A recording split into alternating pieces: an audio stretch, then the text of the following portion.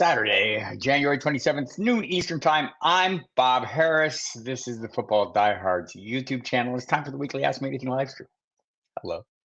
Before we get into all that, footballguys.com is the website.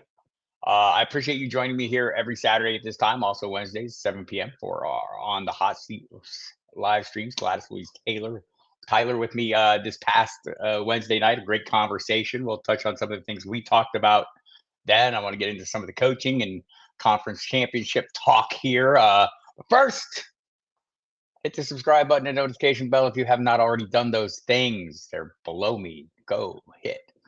Boom, boom, boom, all that. And then hit the like button or the dislike button. I'm fine with either. Conference championship week is upon us. The good times will roll. I hope you're all having a great weekend and a great week building up to the game. Should be exciting weekend of football. Each week gets like last week for me, the divisional playoffs is most exciting because it's 2 days of doubleheaders, great football. All the games were fantastic. The outcomes were quite delightful. Hello, Dane. Nice to see you here in the room. So this week is a 1 day doubleheader of greatness. So looking forward to seeing what that's all about. I know as we move along, fewer people. Hi, Andrea. How are you? Fewer people are interested, but the people who are interested are more interested, right? I mean, like football. And going forward, we'll get into off-season chatter, dynasty talk, the rookie class coming up. We'll get Matt Waldman on here on the hot seat at some point, and some of my other friends who are really sharp with the rookies. As you know, I don't know a damn thing about them yet. I'm learning quickly.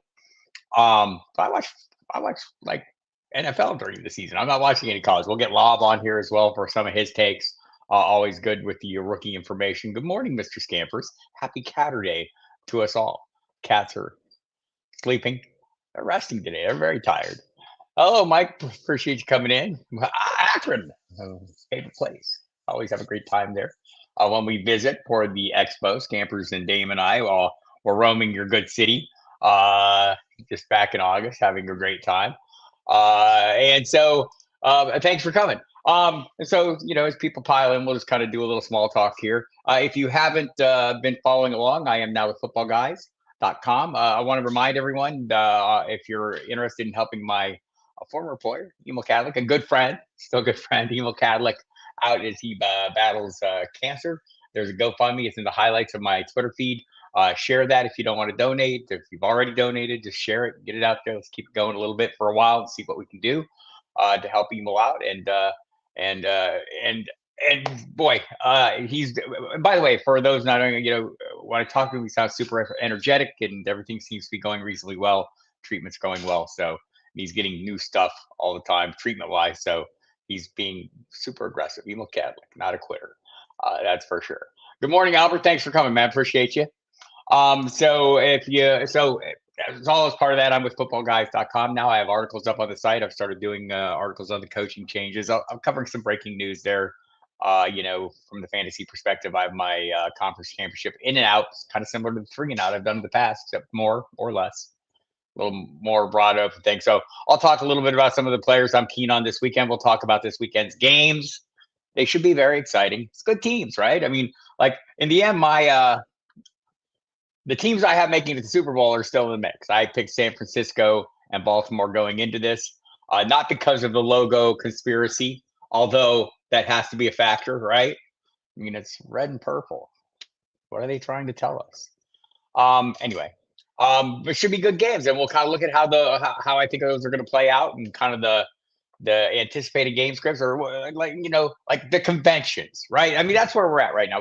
We talk about the conventions going into a game. We try to discern these things for our fantasy purposes. As I've been pounding the table, I don't have the virtual table anymore, but I will pound the table. I'll pound my real table. I'm not afraid of that. But that volatility is making things a little bit tougher.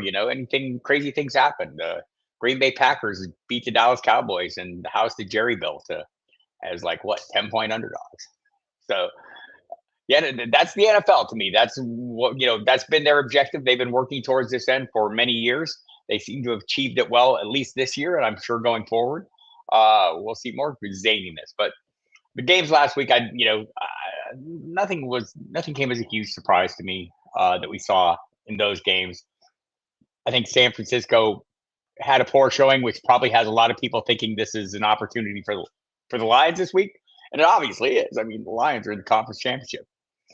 Who would have thought, right? Well, Dan Campbell probably thought, but do they have a chance in San Francisco? Can they pull that off? And so we'll talk about some of those items there, and the obvious answer based on everything we've seen all season long is, oh yes, they have a really good chance. But so does San Francisco. So we'll sort through some of that stuff. I know many of you who are here probably play some kind of postseason tournament or DFS, and we'll talk about some of those options as well. Hello, Wendy. Thank you for coming. Appreciate you as always. I did a nice thing with Greg Kellogg and my friend Tip Major this week on the Sports Affiliation YouTube channel. So check that out. It's in my Twitter feed. So Greg is someone I worked with back in the early days of the fantasy football, back when we were just like not really a thing, but trying to be. So Greg's a great guy. And Tip I worked with all season long. We did a show every Monday, kind of a waiver wire show on Twitter Spaces or X Spaces, and he's a great dude. So had a good time chatting with them. So catch that if you can, and again, catch the on the hot seat with Gladys Louise Tyler. She's fantastic, super sharp observer, and had a lot of thoughts on the coaches. I have some thoughts on the coaches. We'll get into that here, but first, let's talk about the games. And if you have questions, throw them in there about any damn thing. I don't care. There's only 2 games. I could spend 2 hours on each team in each game, but probably nobody would want to watch it. I don't know if anyone wants to watch this, but nonetheless, here we are. So just looking at the games themselves, we'll start out with the early game, Baltimore, Kansas City, and by early I mean 3 p.m. Eastern time, kickoff on Sunday. Last week I had the days confused on my radio show. I'm old. What can I say? Baltimore hosting Kansas City. Should be a decent game. I think everyone is predicting a run-heavy outcome because both these teams are built to run the ball well. I know it's Kansas City. They have Patrick Mahomes. Lamar Jackson can throw. He's not just a runner, but also he runs. The team runs. The Chiefs are built to run against, or mainly built to rush the passer. So, I mean, I think this sets up well for the run. We saw Lamar last week run for 100 yards, lead the way against the Texans. It was a little dicier, and we'll talk about that a little bit, the running back. And Gladys is great, man. Just fantastic. We've had her on the radio as well, and she'll be back. Expect to see more of her as we go forward with this. But yeah, I think that as you look at the possible outcomes in this game, I mean, you can see a clear path to workload for Isaiah Pacheco against that Baltimore defense. Like I thought, Patrick Mahomes, and thanks to Travis Kelce's 2 touchdown outing, outperformed my expectations, right? But I mean, not by a ton. He scored basically what he was projected to score, about 18 points. Right. So, and a lot of that came on Travis Kelce. A couple of weird catches by Marquez Valdez-Scantling is something he doesn't do every time he gets an opportunity to. Rashee Rice is fine. So I think we'll get there. And yes, we're going to talk coaches because I don't know what the hell I don't know what Tepper really wants. We'll talk about that, Scampers. I'll come back to this because I am truly 6-year deal. I mean, man, I get it. Having all the money is great, but just throwing it away. Matt Rule still makes some of that money. I don't know. But I do think as you look at this one and try and sort through what the outcome is going to be, it does seem like the rushing matchups are the more favorable matchups here for both sides. So I'm expecting, Isaiah Pacheco is questionable, but I think it's more of a questionable in name only kind of situation. But you look at this one, Baltimore, Kansas City gave up 101 yards to James Cook and Ty Johnson. Josh Allen had 72 yards in that game as well. Mobile quarterbacks have been a problem for the Chiefs the last 4 weeks. They've allowed 25 or more rushing yards to Tua Tagovailoa, Jake Browning, Easton Stick, and now the big game to Josh Allen. So, and again, they're built to pressure the quarterback, not to chase him. So coming off that game last week, I mean, it's just hard for me to imagine Baltimore not running. Kansas City might have a harder time running, but that doesn't mean they won't try. Isaiah Pacheco has had tons of volume. He is questionable this week, but I think, again, it's questionable in name only. He said he's going to play. Andy Reid hasn't suggested that there are any fears of him missing this game, so I would expect him to go. By the way, Kadarius Toney ruled out today tree falls in the woods. I mean, all right, Kadarius, I'm wishing you the best, young man. But expecting Isaiah Pacheco, who I think over the last like 6 straight games that he's played in where he has a touchdown, it's a pretty good streak. And the reason for that is volume. Ongoing theme around these parts, this volume aspect of the game. Expecting him to get like 20-ish carries a game again, I think is pretty good. I'm with Andrea on this one. Lamar's going to run crazy, but also throw. We've got the tight end situation has arisen up for the Baltimore Ravens. I'll talk about that as well. But I do think that like Isaiah Pacheco, you're talking like 15 to 20 carries has kind of been in his wheelhouse. Last week was like a little bit fewer than he had been getting. I think he'd been averaging 18. He had 15 last week. But I expect him to get a full workload, and it's generally been like 18 to 20, 100 yards, and that touchdown over the last 5-6 games. So don't see anything changing that, even in a slightly tougher matchup than the one he faced the week before. They've been doing that steadily. And Patrick Mahomes, it seems like the issues for him are clearly the wide receiving core, right? Rashee Rice has come on. Rashee Rice is a great play. Travis Kelce's a great play. Top tight end on the rankings this week at FootballGuys.com, and he should be, right? I mean, and look at wide receivers. Rashee Rice is number 3 behind only Amon-Ra St. Brown, Brandon Ayuk. We'll talk about that game. Travis Kelce at the top of the ranks, tight ends, projected for about 16 points at Football Guys. So I think that's a reasonable expectation there as well. So, again, this week is interesting because why it's a narrow slate, right? We, that's that makes it, that's something worth noting, right? So, anyway, I think as we move into the into this round, games matter more. Focus is going to be on, and crazy things can happen. But kind of like falling by the book. The running back situation for Baltimore. Last week it was more Justice Hill than Gus Edwards. Gus Edwards still got the inside the 5 carries, but Hill had a couple inside the red zone. So there we have, that's worth something. Steve Pavey, how are you? I mentioned the Super Bowl logo conspiracy theory. I don't put much into it, but it's fun.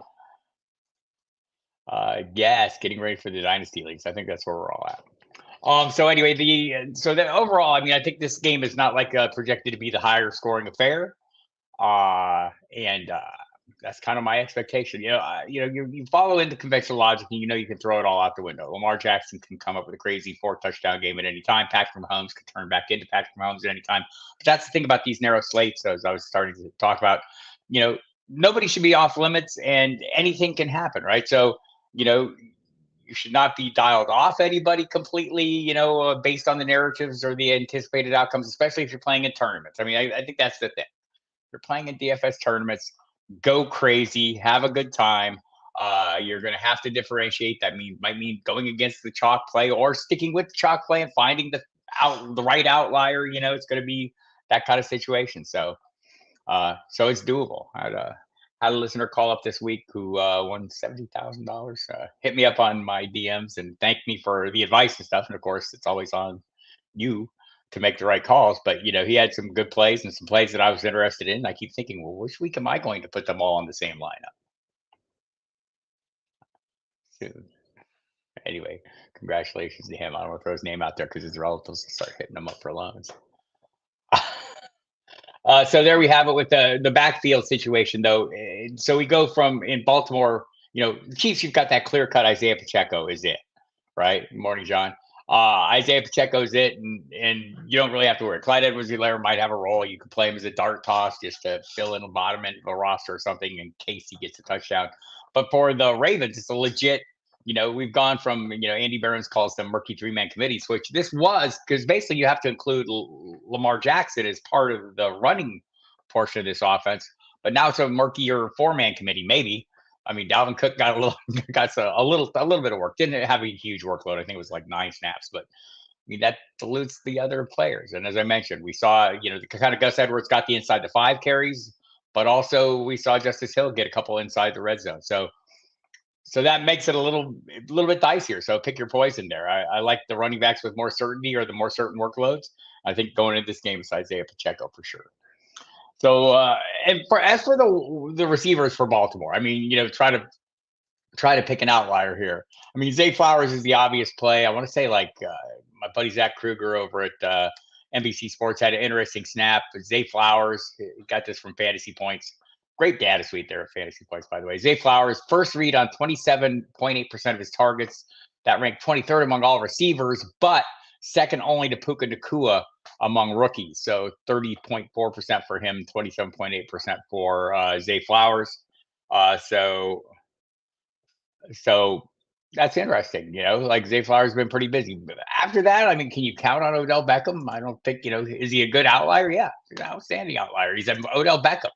This is his time of the year, right? I think the football guys' projections for him, though, are 6 points for Rashad Bateman, 5.5 points for Nelson Aguilar, 4.8 points. So, I mean, we're down to that range. I mean, they're ahead of Marquez Valdez-Scantling and Justin Watson and Richie James and Mecole Hardman and Justin Ross. All the Chiefs are not going to play either, but that you might take a chance on. All those names are viable dart tosses at this point in time, right? So keep that in mind. Dart tosses, are probably what's going to separate you from the field. So I'll talk I talked a little bit about this market. Let me get into this a little more in depth. So we saw last week at the tight end position with Mark Andrews is activated and back off the injury report, ready to roll. So what does this mean for him and Isaiah Likely? Well, to me, they're both limiting factors for each other. I think, I think Jeff's readback for the Athletic reports that, that Andrews will be on a pitch count of sorts. That's the plan going in, right? That's always the plan, right? When you're rolling somebody out of injury, but that plan is going to adjust if Mark Andrews comes out, looks great, gets off to a fast start. They're not going against him. Lamar Jackson seems to have an obvious lean towards him. Called him his big bro. I've always contend when I watch the Ravens play, just eyeball test wise, Mark Andrews stands out among a field of good players. Every game I watch him play in, he looks like he's as good as anybody on the field. If you're not looking at Lamar Jackson, probably better than anyone on the field. Certainly better than the guys trying to cover him for the most part. So I think he's one of the better outlier plays, right? People tend to dial back more on, especially in DFS, on players coming off injuries out of these concerns. And they're legitimate concerns because we just don't know. We don't know what the plan is. They're not going to tell us in advance. I mean, Jeff Zrebiec has sources and he hears things, and the plan, is to have him on a pitch count of sorts, is how he wrote it, of sorts. Right. Like I go back to the first game of the season when Breece Hall played for the Jets, and I think they just wanted to give him a couple courtesy carries to let him know, yeah, you put in some hard work. Here you go. And then he took the first one halfway down the field, and well, let's take a longer look. And he ended up having a great game. I don't think that was the plan going in, but plans change based on outcomes. Isaiah Likely, they ran, I want to say the two tight end sets, they ran quite a bit with Charlie Kolar and Isaiah Likely. Charlie Kolar, more of a blocker. Mark Andrews is a capable blocker, but is that what he's on the field for? I don't think so. I mean, ideally, and Isaiah Likely, not a blocker at all. Can the Ravens cobble together some schemes that Todd Monken, comes from Georgia, where he ran 12 personnel more than most anyone in the NFL, more than anyone in the college ranks at the time. So, he had two good tight ends with Darnell Washington and Brock Bowers. So yes, he probably can figure this out. He's a pretty smart guy. So yes, it's possible that both these guys could have some production. But you kind of look at it: are they limiting each other, or does Isaiah Likely, take on a greater role, maybe working out a slot or doing some things that he doesn't normally do that maybe limit the wide receivers more? That seems like a reasonable, a fair judgment to make, right? If you're trying to sit here and think forward. So yeah. So I mean, if I'm playing them, I'm playing Andrews ahead of Likely right now, and but they would rank 4 and 5 for me at tight end ahead of the guys who have the clear-cut roles, Kelsey, Kittle, Laporta, whatever order you like them. And I like them in that order, but if you like Laporta more, I'm not going to fault you. Another stat from my boy, Zach Kruger. Love Kruger, man. He was a producer on my radio show for a little while. Love seeing him back at Roto World doing great work. Sam Laporta's 235.3 fantasy points for the most of any rookie tight end since 2000. That's a lot. He had 58.7 points more than the previous record holder Kyle Pitts had during his 2021 rookie campaign. His 86 receptions, that's Laporta's, were the most by any rookie tight end over that span, while his 889 yards ranked third behind Pitts and Jeremy Shockey. 1,026 and 894 respectively. Interesting number. So yes, playing all those guys, any of those guys. But I do think Mark Andrews, is kind of, you go in with him as a default because he's been the guy. But it is a nuanced position, and you could make arguments for Isaiah Likely still getting targets. And I think I go back to last week when they were in two tight end sets, a fair amount. I do believe Likely's touchdown pass came with Charlie Kolar on the field, so they were in a two tight end set there, and having your best receiving assets on the field. I mean, arguing that Mark Andrews and Isaiah Likely have been more effective when on the field than guys like Odell Beckham, Nelson Aguilar, or Rashad Bateman is not a hard argument to make. There you have it. I think we've sussed that one out pretty well. Travis Kelce's going to be fine. He could have a good game any point in time. I do think it's funny, we've been talking about on the radio program. If you don't listen to the radio, you should. It's Sirius XM Fantasy Sports Radio if you get it. And I'm on Monday, Thursday, Fridays at 10 p.m. Eastern Time. Today at 2 or 3 p.m. Eastern Time, 3 to 5. We'll have Pat Fitzmaurice from Fantasy Pros on, Jamie Calandro from this channel on, Talk DFS in the second hour, and he'll give you some really good information there. And then we'll be back at it Monday. We're going to do that through the Super Bowl. We're doing a 3-hour pregame show on the Super Bowl. We'll have all the hosts from the network over the course of a 3-hour period talking their favorite prospects. Last year, Jason Mizrahi crushed it. He crushed his prop bets. He came up with like a huge bet. I have to look it up. But man, he did a fantastic job. Sticks out in my mind. We kind of tallied up all the prop bets, and at the end of the day, all the hosts, how we all did as a collective unit, we made a ton of money. I almost said something else before I said ton because, man, it was a ton. But a lot of that was Mizrahi had a huge bet. It was a Devonta Smith. I think it was receptions of over 40 yards in each half or something. And he bested that. And it was like minus 1,000 or something. Oh, yeah. Anyway. All right. So there we have that. Let's look at the other game for a brief moment here. The Detroit Lions traveling to San Francisco. It's the Road Lions who have, Jared Goff. I mean, the reputation, it's true. The numbers are better at home. That was what I was going for. Exactly. Thank you, Mr. Scampers, for that correction. So Jared Goff and the Detroit Lions traveling to San Francisco. We'll see that game on at 6:30 p.m. Eastern Time. So plenty of time to get your chips together between the last game and the previous game. Mix up that salsa. Me and Jorge and our team will have conversations about that over the off season. The ideal salsa recipe coming. So you're looking at this one, and I mean, like, not to overstate the obvious, it's been easy to throw against Detroit. 5 straight games, opposing quarterbacks have thrown for well over 300 yards, up to 375 yards. The Lions secondary just can't seem to stop anybody. So you're playing Amon-Ra St. Brown. I like Josh Reynolds this week. He's been running out of the slot a lot, and that's been a good spot against the 49ers. So, on that side, but yeah, so they're going to need to be playing catch up. The idea is, so here's one scenario, right? The 49ers get up big and the Lions have to start throwing the ball. So there's pathways to success there, but the real pathway to success for the Detroit Lions is to come out running, right? And have some big play success with Jahmyr Gibbs and some success with David Montgomery. Some of that success we saw last week that the Green Bay Packers had with Aaron Jones, who tore them up, the 49ers. Number from Derek Brown at Fantasy Pros, they're giving up like 5.2 yards after contact over the last 5 games. This seems to be a great, number for a guy like Jahmyr Gibbs, who super explosive threat, big play capabilities, also a capable of receiver. But the idea is for them to get going early, or at least to limit the 49ers scoring early in the game so they can keep up with that approach.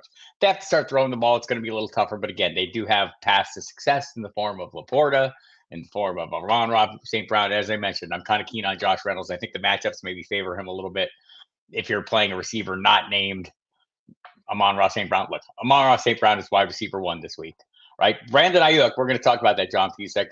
Brandon Ayuk is wide receiver 2 for me this week. Deebo Samuel is going to play. He's not on the injury report, surprisingly. Who knew that was going to happen? Nobody. I mean, it didn't look good, right? He's got a bruised shoulder, no fracture or anything, but he did fracture it earlier this year. So, makes you wonder.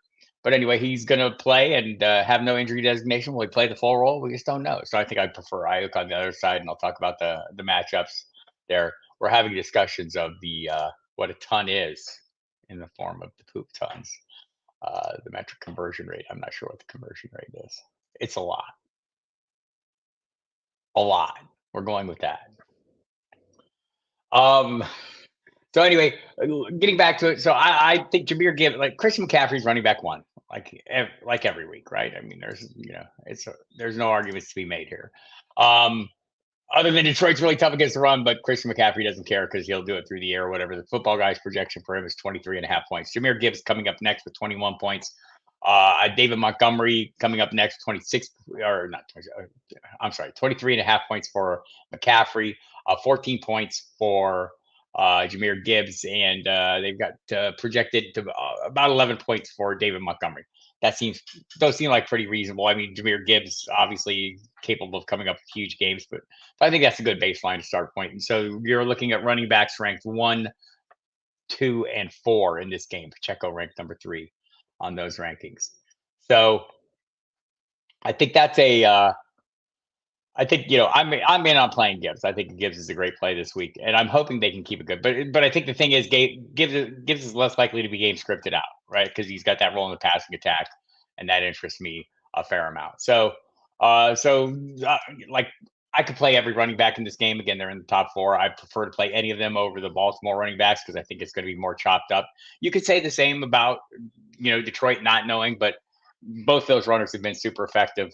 Or at least fantasy-wise, super effective down the stretch run.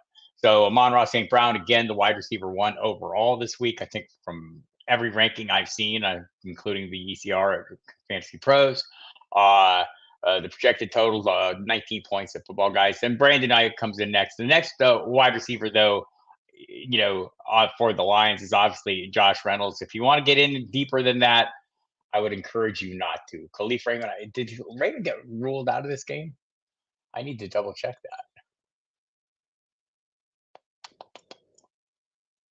that. Where's my injury report? I think I did not have it. There it is. If I was a professional, I would have had that up in front of me before. So who do we got out for the Detroit Lions? Yeah, Khalif Raymond is out. I knew that. So, I mean, Jameson Williams, could you play him? Sure. I don't want to, but I could. I mean, he's a perfect dart toss play. Obviously, a huge, big play threat. So on the other side of the ball, Brock Purdy, I love this week as my quarterback too. If you're not playing Lamar Jackson, Brock Purdy's got him to play for all the reasons I said. The Lions can't stop anybody, giving up an average of 300-plus yards. Baker Mayfield tore him up. Mike Evans is mentioned in the comments. Can Brandon Ayuk channel his inner Mike Evans, or is Deebo the play? That's the question, right? Volume has been the only thing holding Brandon Ayuk back. This is a great spot for him. Again, the Lions secondary has been abysmal. I mean, let me bring up the numbers in front of me so I can rip them appropriately. So let's see. Detroit allowed more than 300 or more passing yards, 5 straight games. They're averaging 374 yards per game. Mayfield, Matt Stafford, Dak Prescott, Nick Mullins dominated them. Purdy has at least 252 passing yards in every game he's played at home this season. I'm expecting him to get a lot more this week. And I know it was a bit and part of that is I think maybe people will be off him a little bit because last week was a lousy game, right? Or at least until that final drive, he just wasn't good last week. What were the numbers? I know them because I wrote about it. 70-32 on his first 8 drives and had 2 passes nearly intercepted. He finished the game with that nice fourth quarter scoring drive. He was super efficient on that one. He's got great weapons, whether it's McCaffrey and Kittle, who should have some fair degrees of success. Not going against the secondary. Ayuk going against the secondary, and Deebo Samuel. Let's see, he's perfectly fine, and he guts it up, and he plays this. I think if you're choosing between the two, I'm still choosing Ayuk, because he's healthier going into the game. for the obvious reason. But beyond that, I think he's the bigger deep play threat. But both of them are obviously solid plays. I think the overall rankings here reflect that. At Football Guys, you have 2 San Francisco receivers in the top 4. The overall rankings there are Amon-Ra St. Brown, Brandon Ayuk, Rashee Rice, Deebo Samuel, Zay Flowers comes in at 5. So, and George Kittle, I have him at number 2 among all tight ends, projected to hit about 14 points. Outperformed that last week, could easily outperform that this week. Sam Laporta at number 3, slightly fewer points. But again, touchdowns are his stock and trade as well. So if you're playing him, I'm fine playing any of those receiving assets in this game. Any of the receiving assets in this game. And I mean that by the primary. Whether we go from the wide receivers, Amon-Ra St. Brown, Brandon Ayuk, Deebo Samuel, the tight ends, Sam Laporta and George Kittle, the running backs, specifically Christian McCaffrey and Jahmyr Gibbs. I think all of those players are fair game. So play them if you like them. So let's get into, so my predictions for the games are, pretty chalky because I picked them going into the game. I have Baltimore beating San Francisco, or beating Kansas City. I have San Francisco beating Detroit. And yes, this is totally because of this was even before I knew about the logo conspiracy, which I've known about for a while. So I picked this game pretty early on. All right, so let's get into some of the things that we were talking about the coaches. I did want to touch on the coaches because I've looked at them a little bit, and I thought Scampers made a pretty good observation here about the Carolina coaching situation. Dave Canales is in, gets a 6-year contract, which seems interesting, right? Like, I mean, why would you not want that if you're him? It's obviously been a volatile situation there. David Tepper is not a patient man, and that's not how he got to be a billionaire, obviously.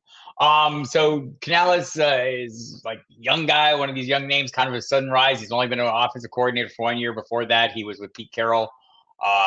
He's been with Pete Carroll for his career. He started out as a strength coach at USC, then went to Seattle's receivers coach. He's been through numerous positions. And ended up as quarterbacks coach. Over the course of time, he had great work with Russell Wilson, had great success under him. He was the passing game coordinator when Wilson had a career high 4,200 passing yards, 40 touchdowns, and a 68% completion percentage. He was the quarterbacks coach in 2022 when Geno Smith passed for a career high 4,200 yards, had 30 touchdowns, and a 69% completion percentage. Last year, Baker Mayfield reestablished himself as a productive starting quarterback, had career highs in passing yards with over 4,000, touchdowns of 28, and completion percentage of 64. So I'm guessing David Tepper saw that rebuild or helping Mayfield turn things around, and then the Bucs return to the playoffs. So the primary objective is duplicating all those roles in Carolina with Bryce Young. And so, can he do that? Well, first of all, Dave Canales cannot play offensive line. He's not going to be out there pass blocking for anybody. That's going to be a problem, right? I mean, that's issue number one. That's one of the worst pass blocking offensive lines in football. They're much better run blocking unit. But Bryce Young needs that protection, right? He's not like built like other quarterbacks. I don't want to knock on his size, but he's a smaller, slighter person. And needs better protection. He just does. If his superpower coming in, the thing that got him drafted number 1 overall was his ability to process information quickly. He didn't have enough time to do that. So it wasn't quick enough last year because he was under constant pressure, sacked a ton. They need to turn that around. Can Dave Canales do that? I think it's going to be a bit of a process. Young had statistically one of the worst seasons in NFL history for a quarterback taken with the top pick. Panthers went 2-14 in his 16 starts. He missed the one game because of an ankle injury. He had 11 touchdowns and 10 interceptions and a 59.8% completion percentage. So expect them to bolster the offensive line.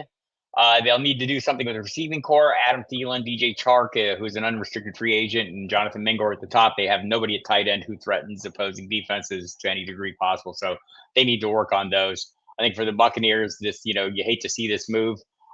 You think they're going to keep the band together, keep Baker Mayfield, Mike Evans, all those pieces. They're out there interviewing offensive coordinators. Thad Lewis, their quarterbacks coach, is a possibility. So that might work in their favor. So let's look also at Raheem Morris's hiring. If you have any questions about any of these, throw them in the chat. Happy to hear them. Or if you have comments or what your thoughts are on any of these hires as we kind of go through them. And we'll get to all of them here, or at least the 4 most recent that I haven't talked about prior to this.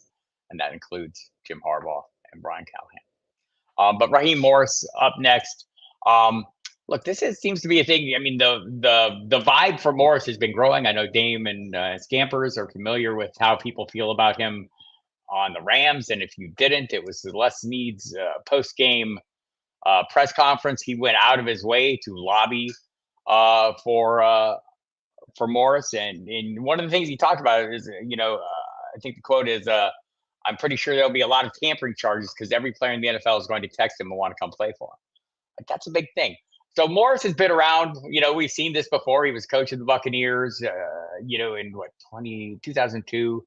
He was the defensive assistant there, and then he went on to become the head coach in Tennessee. He was an interim coach in Atlanta before, so they're familiar with him. Arthur Blank's familiar with him.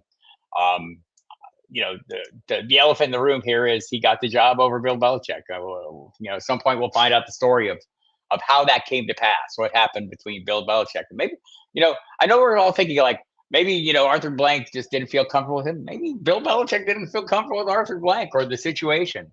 My co-host on the Sirius channel, Mike Dempsey, is kind of an anti-Belichick guy. He would like to think it's the former. I'm fine with I'm fine with either of them. I'd like to know what it is.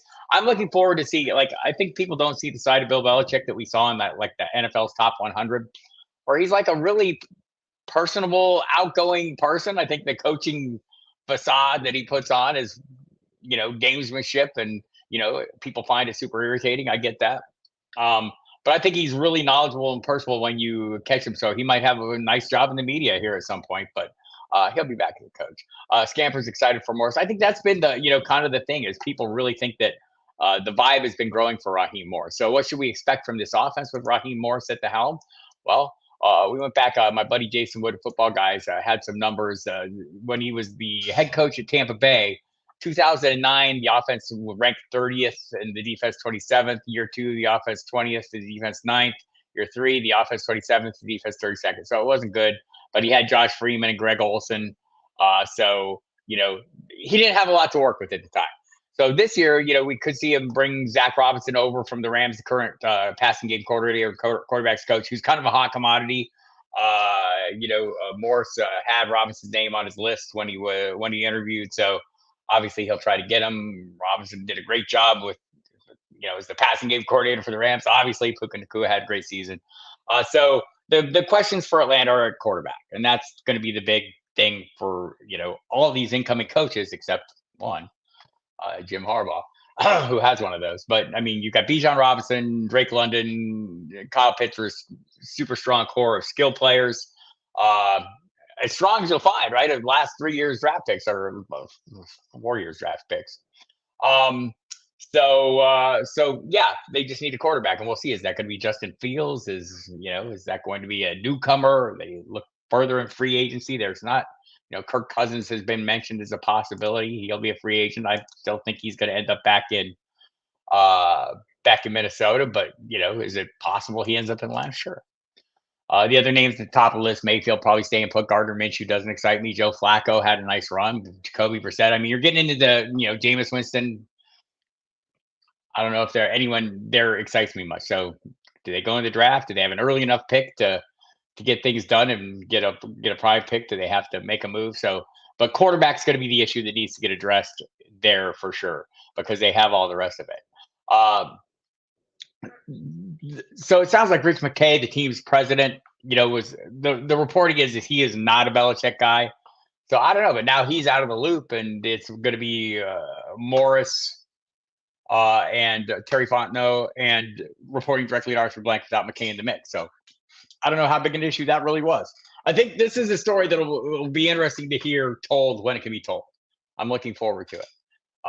But it does sound like they were really into Morris, right? Maybe that's as much of it. Like maybe, like like as an older guy, sometimes the younger guys, you just have to say, man, there's a better fit. You come into a situation like, the Patriot way worked in New England because they were winning and they had Tom Brady and he bought into it. And, it's a complicated, nuanced situation.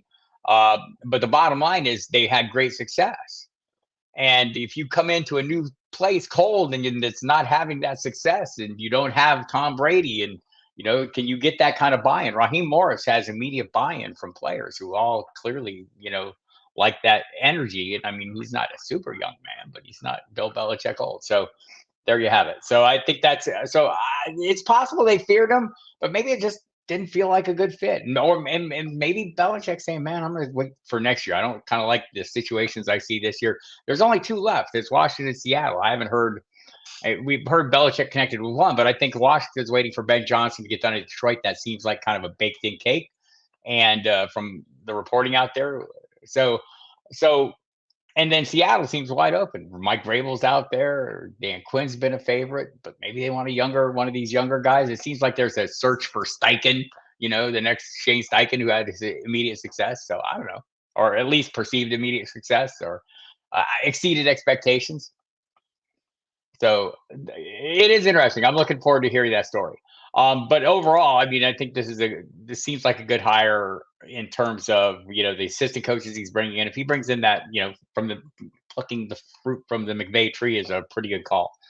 So we'll see what happens. Maybe we'll get a Giro Evero back in LA, currently with the Panthers, but new head coach. Maybe he won't be around long. We'll see there. So, and if Robinson moves on, obviously McVay will have another hole to fill. He has not had a problem filling those holes with talented young coaches. So there we have that. Or Belichick just waiting for Jerry Jones. Probably, yeah, entirely possible, right? Maybe there's already been told. John Fusek must take his wife shopping. Appreciate you, John. We'll just talk a couple more coaching situations here, so you didn't miss the time. Thank you for coming. I appreciate you always. So yeah, right. I mean, maybe there's a situation looming out there that he sees, or a possible situation like he doesn't feel the need to just like snap at any damn thing. And maybe part of it was how so Belichick said, I think even before he left New England, like if he moved on, he didn't need to be part of the player picking process. I don't know, maybe just lip service, or he's just trying to say things to keep on the radar. But maybe he actually meant it. So I don't know. I'm interested to hear the backstory, and we will hear it. It will be told at some point. I'm here for it. Bob Harris, eager to hear the backstory. So let's look at the some of the other the other ones. The Brian Callahan one I thought was fairly interesting. He has a long history of working with quarterbacks. You can go back to his time with Denver, where he worked with Peyton Manning. Like they're good quarterbacks, mostly, right? And then that went on through his time in Detroit, where he worked with Matthew Stafford in some of his biggest seasons. Then he was with Derek Carr for his 4,000-yard season with the Raiders. So he's had some good success. And then he goes to Cincinnati, where he works with Joe Burrow. But, so working with great quarterbacks is probably helpful. It's Peyton Manning and Matthew Stafford, great quarterbacks. I don't know if Derek Carr is a great quarterback, but he got the most out of him.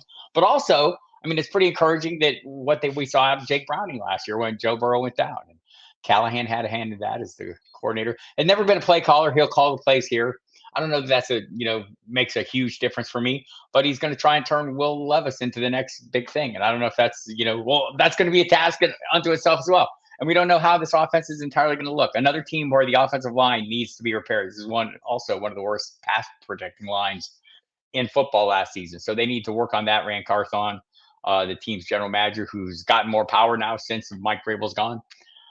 So I think Brian Callahan is probably a good hire. He seemed like really to rise up the ranks quickly, in the interview process, and started generating some really immediate buzz. So, and I think Dan Pritchard, the quarterbacks coach, moves into as the coordinator. Zach Taylor's the play caller in Cincinnati, but having some continuity there for the pieces we've seen, the coordinator position can be important. I think it's less so in these teams where the head coach is the play caller. Like Zach Taylor is. So I'm interested to see what Brian Callahan can do, but they have a lot of work to do. Is Derrick Henry going to return? I don't think so. If you're a dynasty manager and you think this is the key to Treylon Burks having a sudden surge of success, what if T. Higgins follows Brian Callahan down to Tennessee as a free agent. That probably would not be great for your Treylon Burke shares, but I don't know if they're in great position anyhow because Will Levis. If nothing else, though, Will Levis is willing to heave the ball down the field. And, if he has DeAndre Hopkins in the mix, that could be fortuitous for DeAndre Hopkins managers on occasion, as we saw. So I think this is a good hire, but I think this is going to be a process in Tennessee.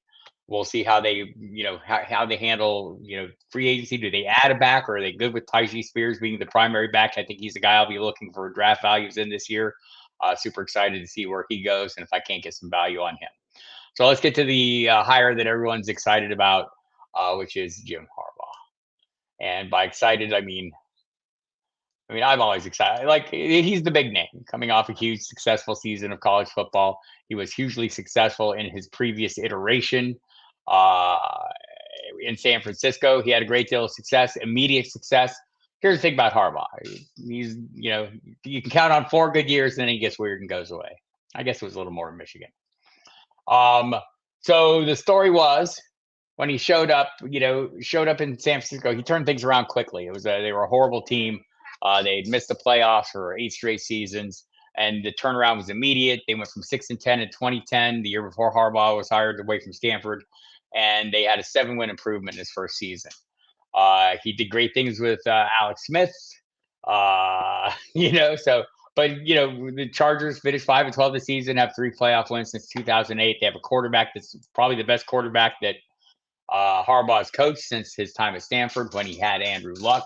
So over time, he's gotten the most out of his quarterbacks. Josh Johnson at the University of San Diego had a great career there. Luck at Stanford was phenomenal. Alex Smith and Colin Kaepernick at the 49ers, most recently J.J. McCarthy at Michigan. Smith had a 64.3% completion percentage in 2 seasons under Harbaugh, 30 touchdowns and 10 interceptions over that span. So that's the thing. By the way, it was 57.1% completion percentage, 51 touchdowns, 53 interceptions before Harbaugh's arrival. Kaepernick took over for Harbaugh as a dual threat quarterback in 2012, 2014, and had some success as well. But they're run heavy, right? And that's the thing. Harbaugh's teams in San Francisco ranked in the top 10 in scoring defense all 4 seasons, and top 3 from 2011 to 2013. They averaged 17.4 points per game allowed in those seasons. The offense averaged 23.2 points per game, but they were run heavy. Frank Gore was the running back. They didn't have great wide receivers, but they ranked at least 8th in rushing under Harbaugh. We have Austin Eckler, free agent, so the moves at running back here will be important. Could it be a rookie? Could it be a rookie from Michigan? I think that's been a pretty popular theory out there. So this one's going to be interesting because even though they go run heavy, can they be more efficient? Can they be more efficient on the deep balls? And what is the receiving core going to look like? Can Keenan Allen stick around? He's expensive. I would keep him. He's expensive because he's very good, and he's not that expensive comparatively speaking. Austin Eckler, you wonder what his future looks like. Andrea, what about Eckler then? I think that remains to be seen. If you listen to Austin Eckler talk, he seems really uncertain about how his future looks. We saw last year what the market looks like for him. It's not great. He didn't get a ton of money. And you didn't see anyone lining up to pay any of these running backs as free agents a lot of money. And this year's class of free agent running backs, you look at the top of the ranks here, we've got Saquon Barkley, Josh Jacobs, Eckler, Derrick Henry. And then after that, the level to me drops off. Tony Pollard, if you want to include in that level, DeAndre Swift, Antonio Gibson, J.K. Dobbins coming off injury, Ezekiel Elliott back in the mix, Devin Singletary had a solid year. Zach Moss might be of interest to people. A.J. Dillon, Edwards-Helaire, Gus Edwards, Damian Harris, Kareem Hunt, the usual assortment, Deontay Foreman. I don't know if I see a ton of guys in there that are game changers, so maybe it's possible Eckler sticks around with another rookie coming in. The Chargers have had bad luck with rookies, but we'll have a new regime a new GM who maybe is better at picking running backs. But I think Eckler is going to need to come to grips, and I think, if you listen to him talking to Matt Harmon on their podcast, I think he realizes the situation and where he's at. He's coming off a down year. So, it's possible his best move is this is hilarious. Rice Man. Hey, Bob, please talk about how the NFL is rigged. And I waited a few minutes. I was going to get to it, Rice Man. Bob knows silence is everything. Good day, suckers.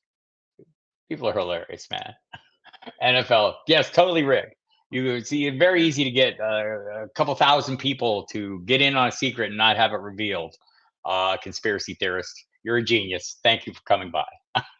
Um, too hilarious. So with Eckler, I think the issue is going to be, his willingness to play for a favorable contract for the Chargers, and the Chargers see maybe there's some value in him. If it's going to be a run heavy approach, though, he's not the run heavy guy. So that's where we're at. All right, so let's get into questions here if you have them about conspiracy theories, the NFL being rigged. Happy to discuss that further if you'd like. Off-season moves, values, early values. What shows you? What would you like to talk about? Saturdays are going to be we're going to be open topics. What do you guys want to talk about? Including conspiracy theories, including my cats. What will people bitch about if Brock Purdy wins the Super Bowl? They'll bitch about him being a system quarterback and this being him not being really any good anyway. Who's going to win the MVP? Is it Lamar? I mean, I'm pretty sold it's Lamar, but it's a fairly short list. Let me bring it up. Let me bring it up. I think I have it here. It's Lamar, McCaffrey, Purdy. Is Dak on there too? I think people. I had it here. I thought it was in a good spot. Here we are. Here we go. So we've got for most valuable player, Josh Allen, Lamar Jackson, Christian McCaffrey, Dak Prescott, Brock Purdy. Is there any real question here? Is it Lamar? What do we got? Rice Man, is there a conspiracy about this that I should know about? I'm going with Lamar here on this one. I think that's an easy call for me. NFL rigged Purdy being a good quarterback. They did, because that's a damn good system. Andrea, Lamar, then CMC. I think that's a fair assessment. Like, we generally think quarterbacks. I think CMC is a guy that's made, of the non-quarterbacks, I'm trying to think of someone who's made as big a difference. In my recent memory, I can't. Scampers, it's Lamar for sure. All right, let's look at then the Coach of the Year. Dan Campbell, John Harbaugh, D'Amico Ryans, Kyle Shanahan, Kevin Stefanski. I saw an article on Pro Football Talk that basically said if your expectations are high, it kind of ruins your chances of being Coach of the Year. I think that's the problem for Shanahan, right? The expectations are there. So guys like Dan Campbell, D'Amico Ryans are obviously going to rise up. I don't know. Stefanski's probably deserved it given the circumstances at quarterback. I think you can make that argument. The injuries that he suffered with Nick Chubb, I think that's pretty fair, right? I think that'd be a fair one. I'm going to go with Dan Campbell. He's going to be the sentimental favorite, I would imagine. Lions doing things that the Lions have not done in many thousand years. The momentum's kind of been building for him. I'll go with Dan Campbell on that one. You could make the argument for D'Amico Ryans, though, for sure, too. So, I mean, like John Harbaugh, I think the expectations are too high. I think for Harbaugh and Stefanski, why can't I say R's all of a sudden? For Harbaugh and Shanahan, the expectations were too high. For Campbell, I think the momentum's building. Ryans, though, totally can make an argument for him. And Stefanski, I think I just did make the argument for him. What do you guys think? Dan Campbell, I agree, Andrea. I'm with you. I think Dan Campbell's going to get it. I don't know 100% he deserves it. He's got, Brad Holmes deserves a lot of credit for assembling the talent in that team as well. That's always going to be a thing. So what else do we have? The assistant coach of the year, we're not going to get into. Offensive player of the year, Tyreek Hill, Lamar, CeeDee Lamb, Christian McCaffrey, Dak Prescott. So assuming Lamar wins the MVP, he won't get offensive player of the year. They'll probably give it to somebody else. I think it would be McCaffrey for me. You can make the argument easily for Tyreek Hill. I think a little more difficult for CeeDee Lamb or Dak Prescott. That's going to be an interesting one because, Lamar could easily get them both. More interesting is, there we go. Absolutely low Stroud. I think Puka's offensive rookie of the year. Yeah, so let's look at that. All right. So here are the candidates for offensive rookie of the year. Jahmyr Gibbs, Sam Laporta, Puka Nacua, Bijan Robinson, CJ Stroud. I think it's definitely – I think Nacua has to win because the record's decent, but I think CJ Stroud will get a ton of votes. I think you are correct, Scampers. I think those are the two. I think Puka has to win, right? Like, I mean, you're setting all-time records that have been held forever. Andrea likes Tyreek Hill as Offensive Player of the Year. Puka being consistent throughout the year, I think that's totally true. CJ Stroud missed a couple games. I don't know if that should be held against him or not, but I'm with you there. I think it should be Puka Nacua, and I hope it is. Rice Man, what is the conspiratorial version of this? Should the referees be Player of the Year? Maybe so. Comeback Player of the Year: Joe Flacco, Damar Hamlin, Baker Mayfield, Matthew Stafford, Tua Tagovailoa. Throw out Tua. I guess you could make an argument for Stafford. Pretty good argument. Flacco does not think he's the comeback Player of the Year because he's coming back from being old and released. Damar Hamlin's got to be it, right? I mean, even if he didn't do anything all year, it's got to be Gibbs next. I'm all in on Gibbs, you know that. So I would love to see that just so I could do a victory lap. If Gibbs wins that, should I do come on here on the live stream and do a Matt Kelly, do a full Podfather literal victory lap so I scream in glee? I'll do that. Maybe. Probably not. Not my lane. Tyreek going to win Offensive Player of the Year. Toronto Dave, Hamlin. I think Hamlin's got to be the sentimental favorite, right? I mean, what you're coming back from, the amount of comeback, it's like nobody's kind of reached that level of coming back. So I agree. I think that's probably what's going to be. Toronto Dave has specific thoughts here. Tyreek, Offensive Player of the Year. Lamar, MVP. I think this. So for me, it's Tyreek or CMC. Right, Puka, Rookie of the Year. And I'm leaning towards Tyreek just for the numbers. Man, I don't know if there's a player who meant more to his team overall than McCaffrey. I mean, that guy just so dominates his position. Tyreek dominated his position, but there were guys within range of him or closely, more in the conversation. I don't think that's the case. Name the award after Hamlin, but it should go to someone else. I think that's maybe even a fair assessment because, I think that's going to be the argument against Hamlin is that he didn't really play that much, right? But he was back and he was on the team. I think that might be an avenue. I'm not against that. I would like to know what the conspiracy theorists in the room feel about that. Rice Man, chime in on the awards. I would like to know how rigged they are. I mean, we know they're rigged, but how rigged are they? I think I want a specific answer.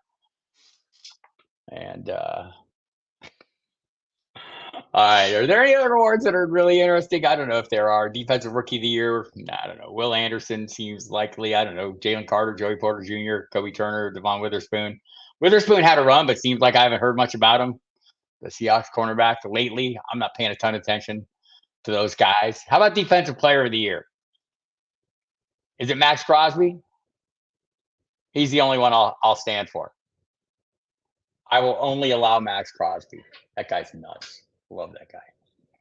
Well, I like watching him play so much. Like Micah Parsons is great. I mean, the other guys I'm sure are good. Deron Bland, big playmaker, no doubt about it. Myles Garrett for sure. TJ Watt missed some time, so I don't know.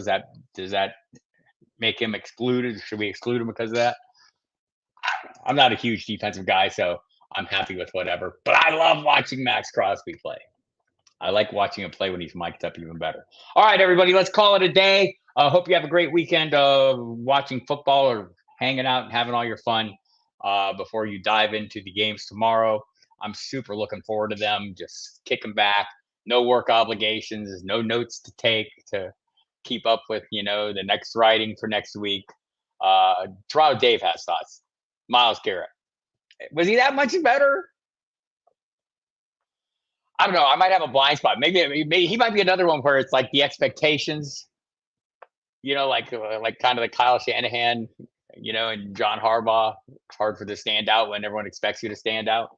How far do you have to stand out to get there? Like Myles Garrett is automatically better than everybody, so he has to stand out even more.